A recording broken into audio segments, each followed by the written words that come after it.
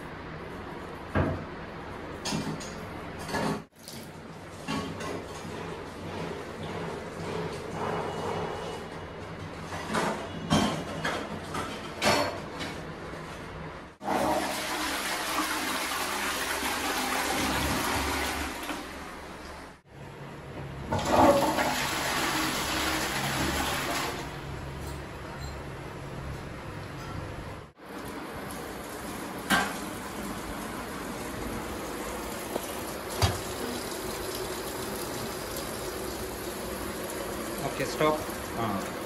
కడుగు, గ్లాస్ కడుగు, ఇప్పుడు చేతులు కడుక్కో, ఆపే ట్యాప్ ట్యాప్ ఆపే.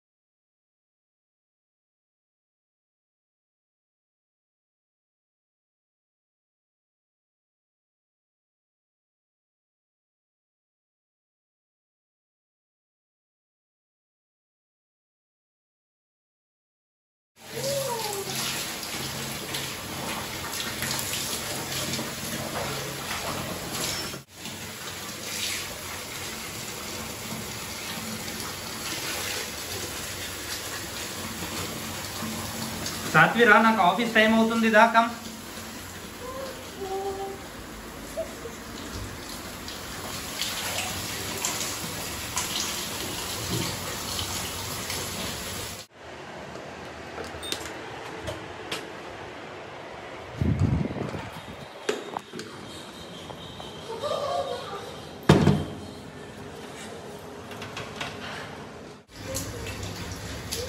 సాత్విరా, నాకు ఆఫీస్ టైం అవుతుంది, నీకు స్కూల్ డ్రాప్ చేస్తా.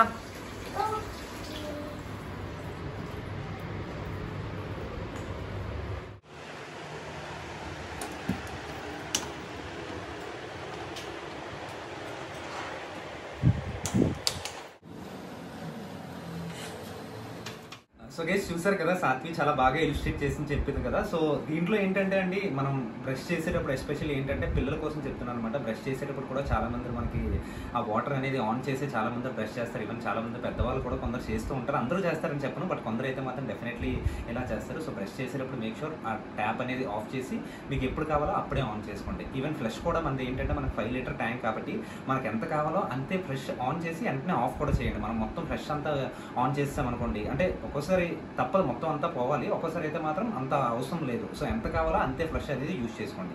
అండ్ ఇంకోటి ఏంటంటే డిష్ క్లీనింగ్ అప్పుడు కూడా చాలా మంది ట్యాప్ ఆన్ చేసి డిష్ క్లీనింగ్ అనేది చేస్తూ ఉంటారనమాట.